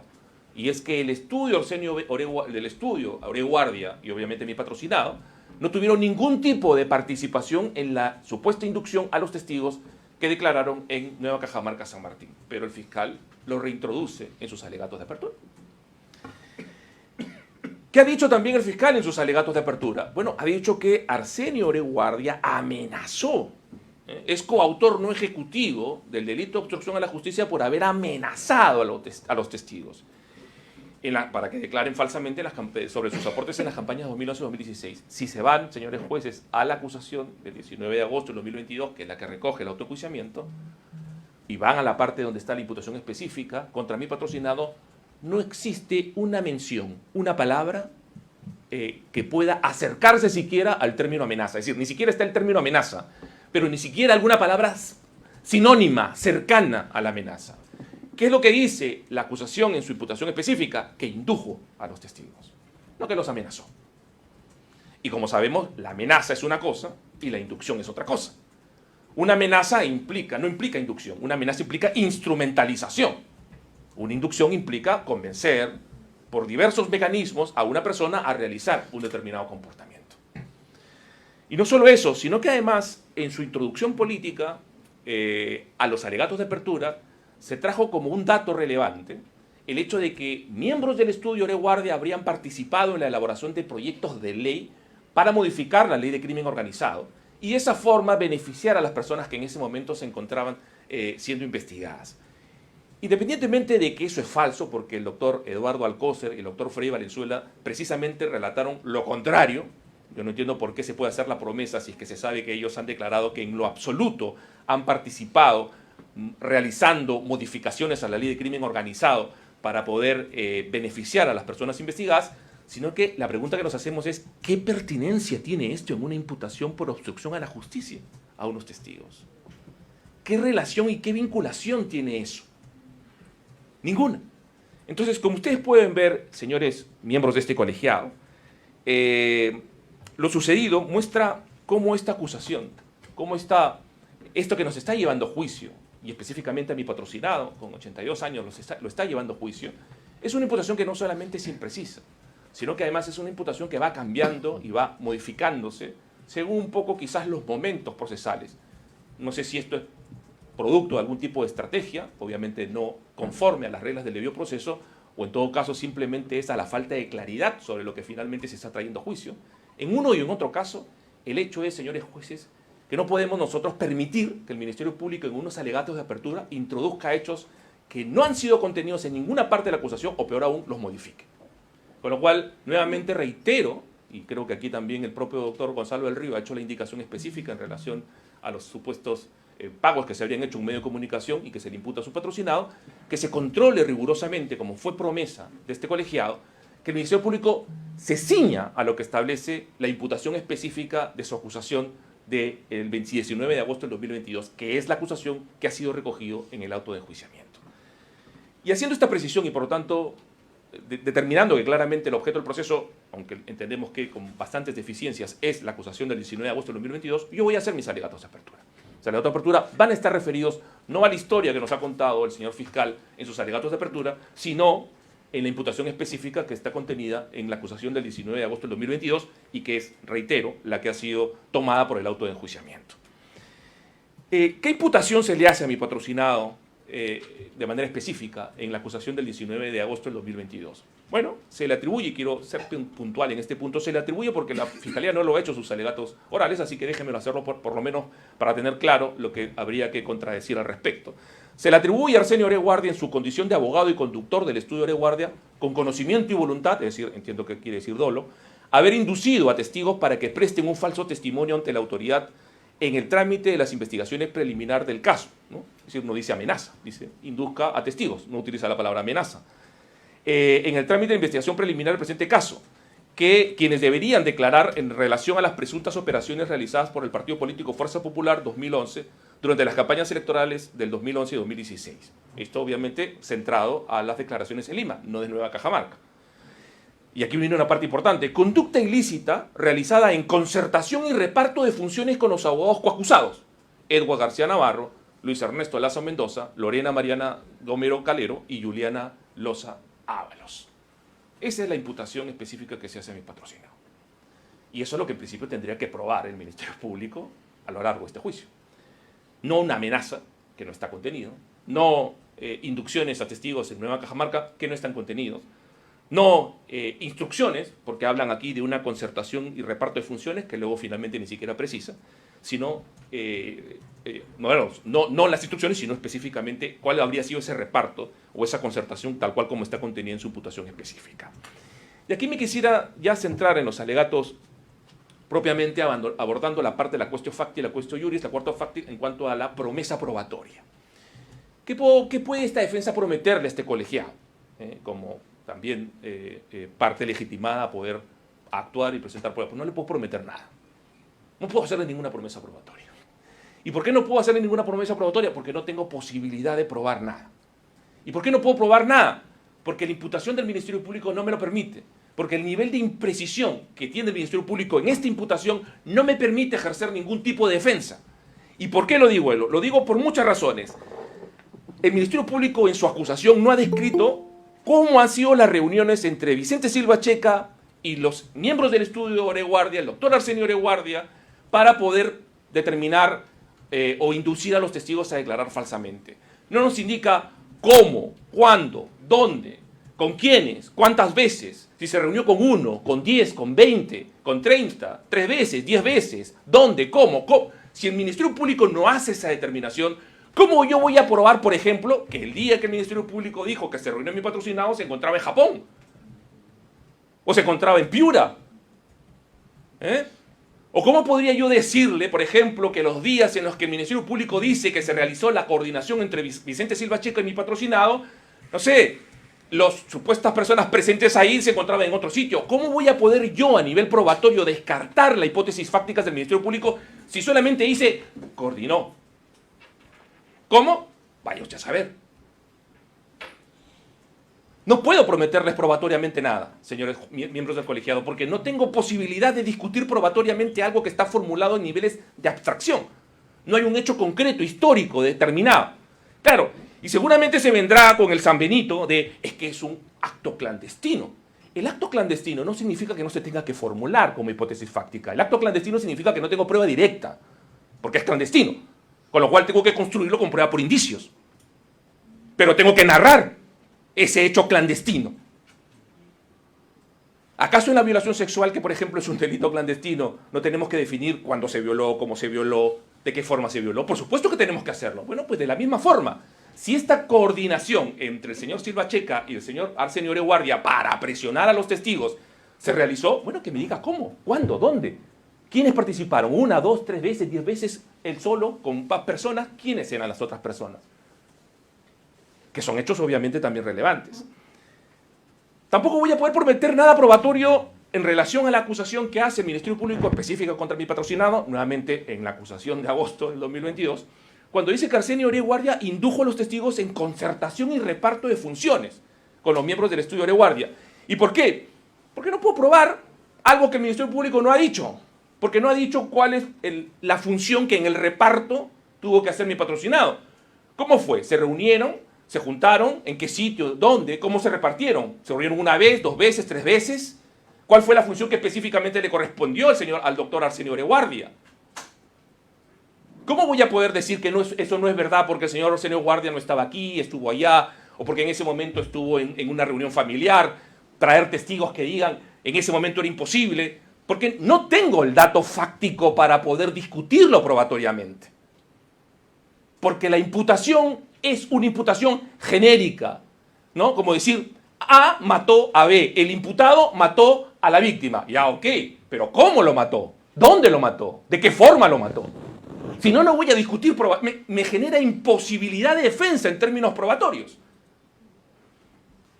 En el control de acusación se le pidió que haga una precisión sobre la forma y modo en la que mi patrocinado habría hecho esta supuesta inducción a los testigos.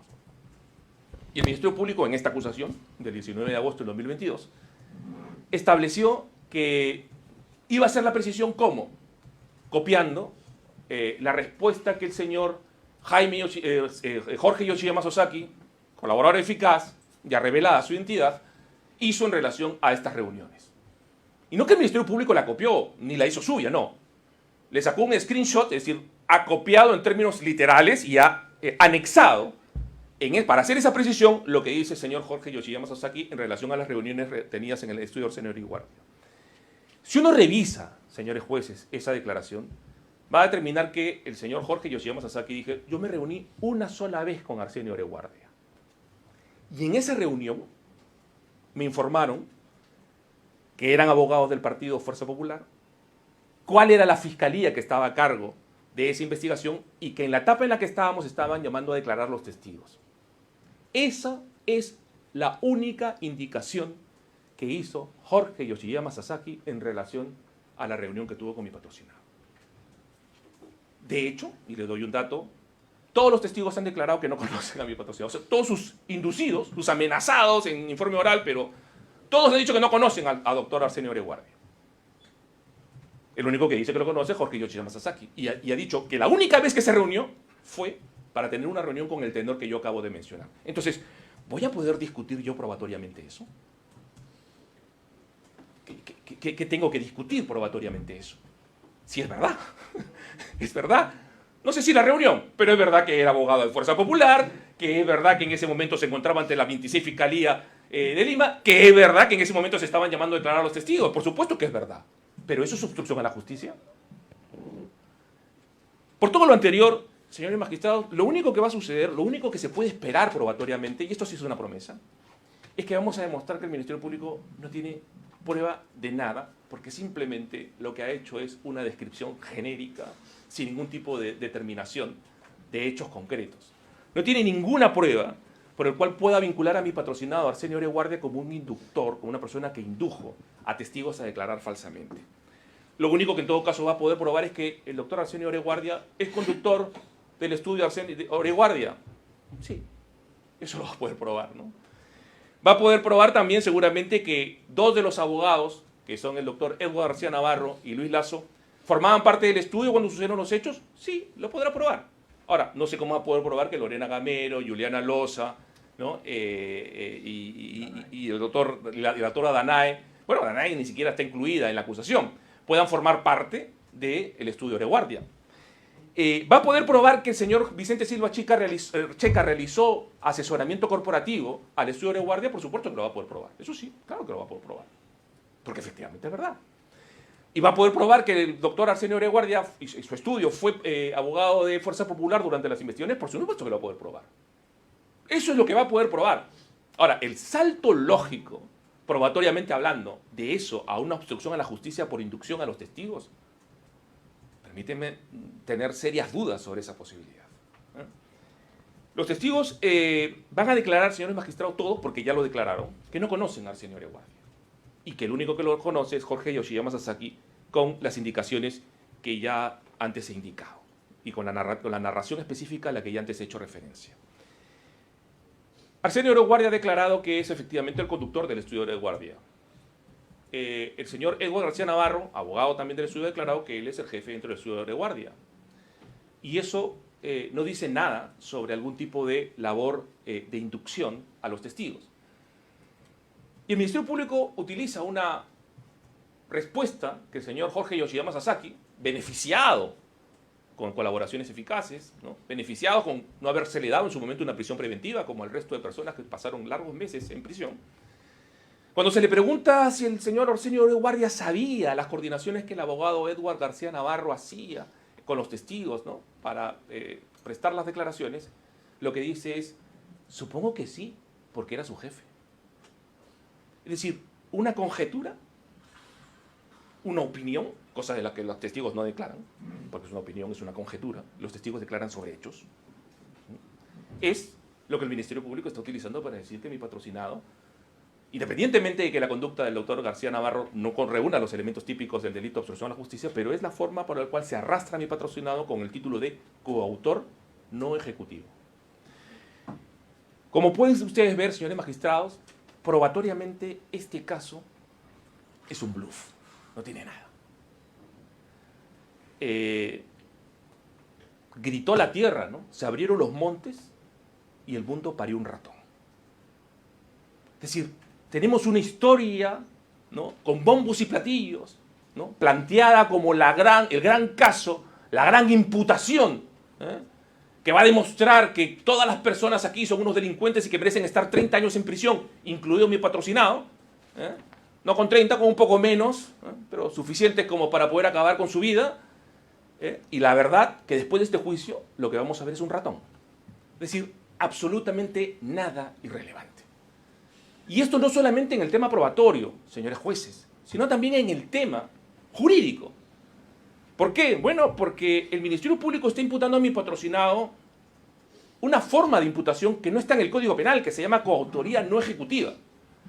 Pero independientemente que no esté en el Código Penal, es cierto, la jurisprudencia ha reconocido esta figura en la casación 274-2020, el caso Adubiri, que todos conocemos, de esta revuelta que sucedió en la selva peruana y donde se condenó efectivamente al señor Adubiri como coautor no ejecutivo de los delitos de disturbio que se realizaron en estas manifestaciones. Pero un coautor coejecutivo, como lo ha establecido la Corte Suprema, presupone tener no solamente la planificación, sino también el rol protagónico en la ejecución a partir de un control de la misma. En el caso Adubiri, lo que determinó que la Corte Suprema establezca su coautoría no ejecutiva fue que realizó 173 llamadas controlando la ejecución de los disturbios, aunque él no participó ejecutivamente en los mismos. La pregunta es, ¿cuál es el equivalente funcional en este caso de control de la ejecución de las supuestas inducciones a los testigos que ha realizado mi patrocinado en relación a los abogados que habrían realizado los actos de inducción a los testigos? Ninguna. Ninguna. Lo único que dice la acusación, y lo pueden revisar ustedes, es concertada y en reparto de funciones indujo a los testigos a declarar falsamente. Y esto, que es muy claro en el título de imputación que se le hace, es mucho más claro en relación a los medios con los que supuestamente, o en relación a la propia configuración típica del delito de obstrucción a la justicia 409A del Código Penal. ¿Y por qué? Porque es una idea consolidada en todos los que han interpretado este artículo de 409A que se constituye como un delito de medios determinados. ¿Qué quiere decir esto? Que solo se castiga el delito cuando se comete a través de determinados medios. ¿Cuáles son esos medios? Violencia, amenaza o pago de algún tipo de prebenda o concesión. Si no hay violencia, si no hay amenaza y si no hay algún pago de concesión, el delito de obstrucción a la justicia no se configura, porque es un delito de medios determinados. Cosa que está determinado por el propio legislador en la exposición de motivos para la introducción al Código Penal del 409A, y que además incluso la Sala, en dos resoluciones, que es la resolución 12 y 81 de 27 de enero de 2020 y 30 de abril de 2020, ha dicho explícitamente, el delito de obstrucción a la justicia es un delito de medios determinados. Es decir, solo se puede cometer si se induce o se obliga a un testigo mediante violencia o amenaza, se lo obliga, o se le induce mediante pago de soborno. Y eso que lo dice el propio legislador en la exposición de motivos, y eso que lo dice la propia jurisprudencia en este mismo caso, también lo dice la doctrina, Peña Cabrera Freire, Frisancho Pérez, calificando el delito de obstrucción a la justicia como un delito de medios determinados. Entonces, la pregunta que cabe hacer, ¿cuál es el medio determinado? Si solamente en la acusación específica, bueno, en los alegatos de apertura, a lo mejor dándose cuenta del error, trató de introducir el término de amenaza. Pero no, en la imputación específica de la acusación que está recogida en el autoenjuiciamiento, se habla de inducción, sin amenaza. Y además resulta intrasistemáticamente equivocado decir que basta cualquier tipo de inducción. ¿Por qué? Porque eso ya está cubierto. ¿Por qué? Por el delito de falso testimonio y el delito y la forma de participación de la inducción del artículo 24. Es decir, ya con el 409 y el artículo 24 castigo al que induce a una persona a declarar falsamente. Con lo cual la razón normativa para incluir un 409A es incluir unas inducciones con medios más graves. ¿Cuáles son esas inducciones con medios más graves? Violencia, amenaza, pago o soborno a un testigo. El resto de forma de motivar a un testigo a declarar se castiga con el 409, con el artículo 24. Inducción a un delito, que en este caso sería el de falso testimonio. Señores magistrados, mi querido amigo y colega César Azabache, que no se caracteriza por ser fujimorista, dicho sea de paso, han hecho unos pronósticos de un juicio de más o menos, al principio dijo entre 6 años aproximadamente, y luego en otro tuit se corrigió y dijo, no, parece que va a ser entre 15 y 20 años. Mi patrocinado tiene 82 años. Y yo sé que lo van a absolver. Estoy convencido que lo van a absolver. Pero lo que nadie le va a quitar es la pena del banquillo. Lo que nadie le va a quitar es que a un maestro universitario lo hayan sentado aquí, imputándole un delito que nunca ha cometido. Y lo que nadie va a quitarle a mi patrocinado es que cuando tenga 90 años, y ojalá Dios le dé la vida suficiente para tener 90 años, recién va a poder escuchar posiblemente que un colegiado, que unos jueces imparciales dijeron que él no había cometido ningún delito de obstrucción a la justicia.